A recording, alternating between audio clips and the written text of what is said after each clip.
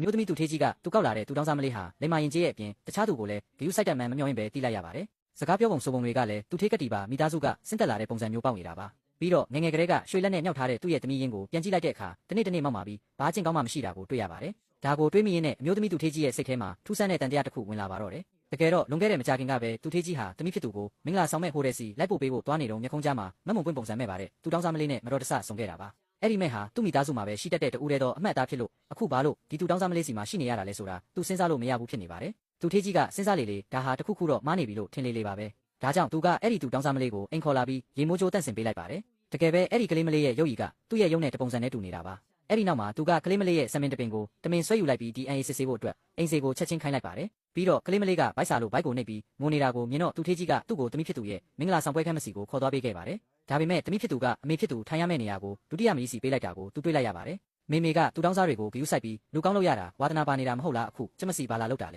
ဲနေငါနေရာကိုသူထေးကတော့စီပေးလိုက်တယ်ပေါ့ပြီးတော့ဘာဖြစ်လဲဒီနေ့ကကျမရဲ့မင်္ဂလာဆောင်ပဲအဓိကစားပွဲမှာဘသူ့ကိုပေးထိုင်ကျမသဘောပဲမေမေကအဲ့ဒီသူတောင်းစားမနဲ့နေရတာဝါသနာပါနေမှတော့အောက်ကစားပွဲမှာပဲတွားထိုင်တော့ဒါကိုကြားလိုက်ရတဲ့သူထေးကြီးဟာလက်တီးကိုတင်းဆုပ်ထားမိပါတယ်ဘာလို့လဲဆိုတော့ဒီမင်္ဂလာဆောင်အတွက်သူကတန်းတစ်ထောင်တောင်အကုန်ကြခံပေးထားတာမို့လို့ပါအခုတော့သူကအဓိကစားပွဲမှာတောင်ထိုင်ခွင့်မရှိတော့ပါဘူးအဲ့ဒီအချိန်မှာဒုတိယမကြီးကဒါကရိုးရိုးလေးပါပဲတကယ်လို့အဆင်မပြေရင်ဖယ်ပေးပါမယ်လို့ဟန်ဆောင်ပြောလိုက်ပါတယ်ဒါပေမဲ့ပြည့်ရများတဲ့သမီးဖြစ်သူကတော့ရိုင်းဆိုင်တဲ့စကားတွေကိုပြောလိုက်ပါတော့တယ်ဒီနေရာကမကြီးထိုင်ရမယ့်နေရာပဲကျမရဲ့စိတ်ထဲမှာတော့မကြီးကပဲကျမရဲ့အမေရင်းလို့ဖြစ်နေတာကြာလာပြီအဲ့ဒီနောက်မှာပြည့်ရများတဲ့မင်းကလေးကစင်ဘော်ကိုပြေးတက်သွားပြီးသူ့ရဲ့ရုံမှန်ကိုထုတ်ပြပါတော့တယ်မိသားစုရဲ့ share တွေအားလုံးကိုသူ့နာမည်အောက်လွှဲပေးရမယ်လို့သူကပြောပါတယ်အမေဖြစ်သူကသူ့ကိုမကြည့်ဖြူလို့အခုထိ share မပေးတာလို့လည်းဆွဆွဲပါသေးတယ်ဒီလိုနဲ့လာတတ်တဲ့အဲ့ဒီတွေကလည်းအမျိုးသမီးသူထေးကြီးဟာအရန်တွန်းလို့တာပဲလို့ဝိုင်းပြောကြပါတယ်တကယ်တော့သူထေးကြီးကဒီနေ့မှာပဲ share တွေအားလုံးကိုပေးဖို့ကြံရွယ်ထားတာပါဒါပေမဲ့အခုသူ့သမီးရဲ့ပုံစံကိုမြင်လိုက်ရတော့သူတော်တော်လေးဝေခွဲမရဖြစ်သွားပါတယ်ဒီသမီးရဲ့အပြုအမူတွေကသူ့သမီးနဲ့လုံးဝမတူနေလို့ပါပဲအဲ့ဒီအချိန်မှာပဲအိမ်စေကအပြေးလွှားရောက်လာပြီး DNA စစ်ဆေးချက်နှစ်ခုလုပ်ထားတယ်လို့အားလုံးရှေ့မှာပြောလိုက်ပါတယ်တစ်ခုကပြည့်ရများတဲ့သမီးနဲ့စစ်ထားတာဖြစ်ပြီးနောက်တစ်ခုကတော့သူတောင်းစားမလေးနဲ့စစ်ထားတာပါဒါကိုဖွင့်ကြည့်လိုက်ရင်အမှန်တရားကပေါ်လာမှာပ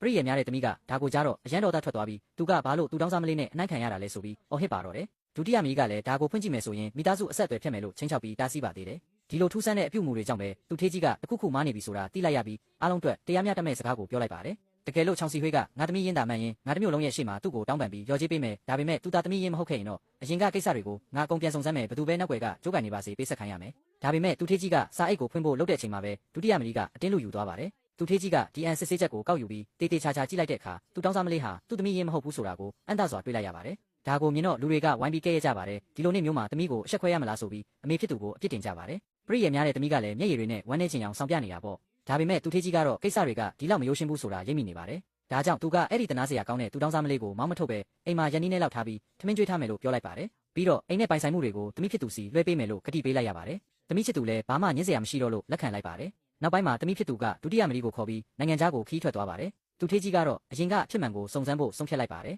ယ်ဒီရက်ပိုင်းတွင်မှာသူကသူတောင်းစားမလေးနဲ့အတူတူနေထိုင်ခဲ့ပါတယ်မထင်မှတ်ပဲအဲ့ဒီကလေးမလေးကအရန်လိမ်ပါပြီးအလုပ်လဲစူးစမ်းတာကိုတွေ့ရပါတယ်ဒါကမှသူ့မိသားစုရဲ့အကျင့်စရိတ်တက်နဲ့ပို့တူနေရပါဒါပေမဲ့ဒီနေ့မှာပြည့်ရများတဲ့သမီးကခီးကပြန်လာပြီးအိမ်ကကလေးမလေးကိုအတင်းအော်ဟစ်ဆဲဆိုပါတော့တယ်ပြီးတော့သူ့ဝက်စားတွေကိုရှော့ခိုင်းပါတယ်သူထေးကြီးကသူ့သမီးကိုသူကိုယ်တိုင်ဒီလောက်ထိအလိုလိုက်ခဲ့မိလို့ဒီလိုဖြစ်သွားတာလားဆိုပြီးစိတ်မကောင်းဖြစ်ရပါတယ်သမီးဖြစ်သူရဲ့စူညံတန်တွေကြောင့်သူခေါင်းတွေတောင်မူလာပြီးဒီကလေးမလေးတာငါသမီးရင်းဖြစ်ရင်ကောင်းမှာပဲလို့တွေးမိပါတော့တယ်ဒါပေမဲ့မနေ့ကသူ့အိတ်ခမ်းထဲကိုဆွဲချိုးသွားယူတဲ့အခါသူ့မေစီကရခဲ့တဲ့အမွေနှစ်ဆွဲချိုးပြောင်းနေတာကိုသိလိုက်ရပါတယ်သမီးဖြစ်သူကအပြစ်အလုံးကိုကလေးမလေးပေါ်ပုံချလိုက်ပါတယ်ဒါပေမဲ့သူထေးကြီးကတော့ကလေးမလေးကဒီလိုလုပ်မယ်လို့လုံးဝမယုံပါဘူးဒါနဲ့သူကမနေ့ညကအပေါ်ထက်က CCTV ကိုစစ်ဆေးကြည့်လိုက်ပါတယ်မထင်မှတ်ပဲကလေးမလေးကအိတ်ခမ်းထဲကိုတိတ်တိတ်လေးဝင်သွားတာကိုဗီဒီယိုထဲမှာမြင်လိုက်ရပါတယ်တက်တေတွေခိုင်လုံနေတော့ကလေးမလေးမှာညှင်းစရာမရှိတော့ပါဘူးသမီးဖြစ်သူကအခွင့်အရေးကိုတုံးပြီးကလေးမလေးရဲ့အခန်းကိုဝင်ရှာခိုင်းတဲ့အခါအဲ့ဒီထဲမှာနီလာဆွဲကြိုးကိုတကယ်ပဲတွေ့လိုက်ရပါတယ်ဒါကိုမြင်တော့သူထေးကြီးကကလေးမလေးကိုအရန်စိတ်ပြတ်သွားပြီးအိမ်ပေါ်ကနေချက်ချင်းမောင်းချလိုက်ပါတော့တယ်ဒါပေမဲ့ညဘက်သူအိတ်ဖို့လုပ်တဲ့အခါကုတင်ပေါ်မှာအိတ်ပျော်စေတဲ့ဆေးအိတ်လေးတစ်အိတ်ကိုတွေ့လိုက်ရပါတယ်အဲ့ဒီတော့မှသူဘာလို့အခုတလောနှစ်ချိုက်အိတ်ပျော်နေရတာလဲဆိုတာသိလိုက်ရပါတယ်ကလေးမလေးကအဲ့ဒီနေ့ကပစ္စည်းခိုးတာမဟုတ်ပဲသူ့အတွက်ဆေးအိတ်လေးလာထားပေးတာပါဒါကိုတွေးမိပြီးသူကအိမ်စေကိုအဲ့ဒီကလေးမလေးကိုပြန်ရှာဖို့ချက်ချင်းခိုင်းလိုက်ပါတယ်ဘာလို့လဲဆိုတော့ဒီဆေးအိတ်ထဲကအမွှေးနှံတာတွေကသူ့မိသားစုမှာပဲရှိတဲ့ရှိုးဝက်ချက်ဖြစ်နေလို့ပါပဲဒါကြောင့်အဲ့ဒီကလေးမလေးဟာပျောက်ဆုံးနေတဲ့သူ့ရဲ့သမီးရင်းဖြစ်ဖို့တော်တော်လေးတေချာနေပါပြီဒါပေမဲ့သူမသိတာကတော့အဲ့ဒီကလေးမလေးကိုသူ့ကိုမွေးစားထားတဲ့မိဘတွေကရွာလူကြီးစီကိုရောင်းစားလိုက်ပြီးဖြစ်ပြီးအခုချိန်မှာရွာသားတွေကကလေးမလေးကိုရွာလူကြီးရဲ့နှားတဲ့သားနဲ့အတင်းလက်ထပ်ခိုင်းနေတာပါငါပြောလိုက်မယ်နင်ဒီနေ့လက်ထက်ချင်ချင်းမထက်ချင်ချင်းလက်ထက်ရမယ်ဒီဝင်းနဲ့ရောက်လာမှတော့အသက်ရှင်လျက်ပြန်ထွက်ဖို့မစင်စားနဲ့တော့တော်တော့ဝစ်စုံပြီးနဲ့စတိုင်ကြလာတဲ့အမျိုးသမီးကြီးသူထေးကတော့တယောက်ဟာလူအုပ်ကြီးကဝိုင်းဝန်းနှိပ်စက်နေတဲ့မင်္ဂလာဆောင်တစ်ခုရဲ့ကိုအပြေးလွှားရောက်ရှိလာပါတယ်သူဟာမြေပြင်ပေါ်မှာလဲကျနေတဲ့သူတို့သမီးဝစ်စုံဝိညာဉ်ကိုကာကွယ်ပေးပြီးမကြောက်နဲ့တော့အတော်လာပြီးဘသူမှမင်းကိုထပ်မထိစေရဘူးလို့နှစ်သိမ့်ပေးပါတယ်ရွာသားတွေနဲ့သူတို့သားဖြစ်သူကတော့သူထေးကတော့ကိုလောင်ပြောင်နေကြပါတယ်သူထေးကတော့ကညံအံကိုလွတ်ပေးဖို့နဲ့ရှေ့နေတွေလာနေပြီဖြစ်ကြောင်းပြောပေမဲ့ရွာသားတွေကတော့သူတို့ရွာမှာသူတို့ဥပဒေပဲရှိတယ်ဆိုပြီးဂရုမစိုက်ကြပါဘူး အဲ့ဒီအချိန်မှာရွာသူကြီးထွက်လာပြီးဒီမင်းကလေးကိုငါတို့ကပိုက်ဆံအများကြီးပေးပြီးဝယ်ထားတာသူ့မိဘတွေတောင်သဘောတူပြီးသားမင်းကဘာမို့လို့လာဆွတ်ဖက်တာလဲလို့ရိုင်းရိုင်းဆိုင်ဆိုင်ပြောဆိုပါတယ်သူထေးကတော့ကသူတို့ပေးထားတဲ့ပိုက်ဆံရဲ့ဆယ်ဆက်ကိုပြန်ပေးမယ်အခုချက်ချင်းလူလွတ်ပေးဖို့ကမ်းလှမ်းပါတယ်ဒါပေမဲ့လောဘစောတက်နေတဲ့ရွာသူကြီးကပိုက်ဆံတင်မကပဲသူထေးကတော့ရဲ့အလှပကိုပါမတ်မောပြီးဒီမင်းကလေးထက်မင်းကပိုလာတယ်ငါမိမဖြစ်ဒီမှာပဲနေခဲ့လိုက်ပါလားလို့ဆက်ဆုပ်ရင်ရှာပွဲပြောဆိုလိုက်တဲ့အခါရွာသားတွေကဝိုင်းဝန်းအားပေးပြီးရေမောကြပါတယ်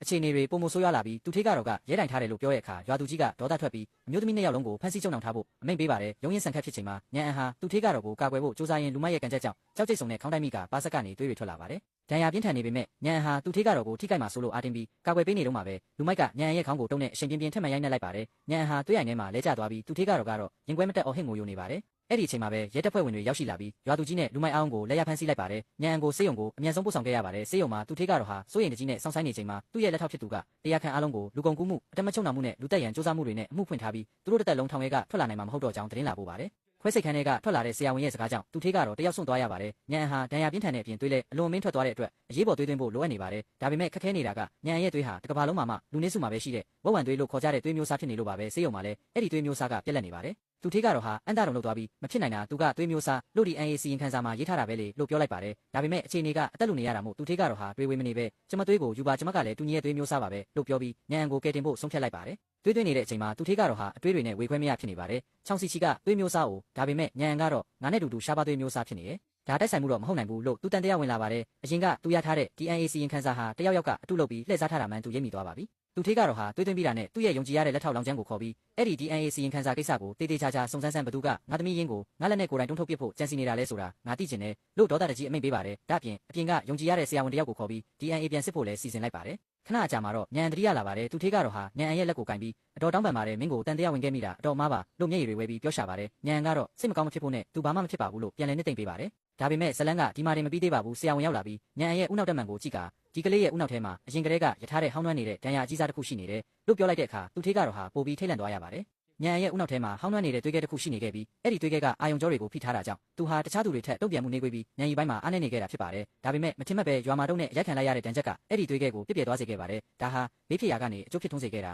လို့ဆရာဝန်ကဆိုပါတယ်အနာဂတ်မှာစေကူတာမှုနဲ့လေ့ကျင့်ခန်းတွေတေချာလုပ်ရင်ညံအန်ဟာတာမန်လူတယောက်လိုညံရီပြန်ကောင်းလာနိုင်တယ်လို့သိရတဲ့အခါသူထေးကတော့ဟာဝမ်းသာမျက်ရည်ကျရပါတယ်သူထေးကတော့ဟာညံအန်ကိုဖတ်ထားပြီးအတော့အိမ်ကိုလိုက်ခဲ့ပါမင်းကိုအိမ်ဖော်ဒါမှမဟုတ်သူစိမ့်တယောက်လိုမဟုတ်ပဲသမီးရင်းတယောက်လိုစောင့်ရှောက်ပါရစေလို့ကမ်းလှမ်းလိုက်ပါတယ်ညံအန်ကလည်းမျက်ရည်တွေနဲ့သဘောတူခဲ့ပါတယ်ညံအန်စေးုံကစင်းတဲ့နေ့မှာတော့သူထေးကတော့သူ့ကိုကြီးကျယ်ခမ်းနားတဲ့ဗီလာကြီးစီခေါ်ဆောင်သွားပါတယ်ညံအတွက်အလင်းရောင်အကောင်းဆုံးရတဲ့အခန်းကိုပြင်ဆင်ပေးထားပြီးအရင်ကအခန်းကမှောင်ပြီးမှုနဲ့တွေနဲ့အခုခါမှာတော့အရန်လင်းတာပဲလို့ညံအန်ကပြောရဲ့အခါသူထေးကတော့ဟာစိတ်မကောင်းဖြစ်သွားရပါတယ်သူထေးကတော့ဟာညံအန်ကိုအာဟာရပြည့်ဝအောင်ကျွေးမွေးဖို့နဲ့ကျန်းမာရေးပြန်ကောင်းလာအောင်အထူးပြုစိုက်ဖို့အိမ်စီတွေကိုညွှန်ကြားထားပါတယ်အချိန်နဲ့ငယ်ကြာလာတဲ့ခါမှာတော့ညံရဲ့ညံရီဟာအန်သားစရာကောင်းလောက်အောင်တိုးတက်လာပါတယ်သူဟာစာတွေကိုအလို့ရလွယ်ပြီးတင်ယူနိုင်စွမ်းမျက်စံလုံးတာကြောင့်တင် जा ပေးတဲ့ဆရာကြီးကတော့ချီးကျူးရပါတယ်သူထေးကတော့ညံစာဖတ်နေတဲ့ပုံစံကိုကြည့်ပြီးသူအာယုံဆိုင်နေုံကငါငယ်ငယ်တုန်းကနဲ့တပုံစံနဲ့ပဲမျက်မှောင်ကျုပ်ပုံလေးထိတူညီနေတာလို့ပြောလိုက်တဲ့အခါဆရာကြီးကလည်းတိုက်ဆိုင်မှုလို့ပြောလို့မရအောင်မျိုးရိုးပြီးဇက်ကဖုံးကွယ်ထားလို့မရဘူးလို့ထောက်ခံလိုက်ပါတယ်ဒါပေမဲ့ဒီအချိန်ကိုမနာလိုဖြစ်နေတဲ့ချောင်းစီချီဟာအိမ်ထဲကို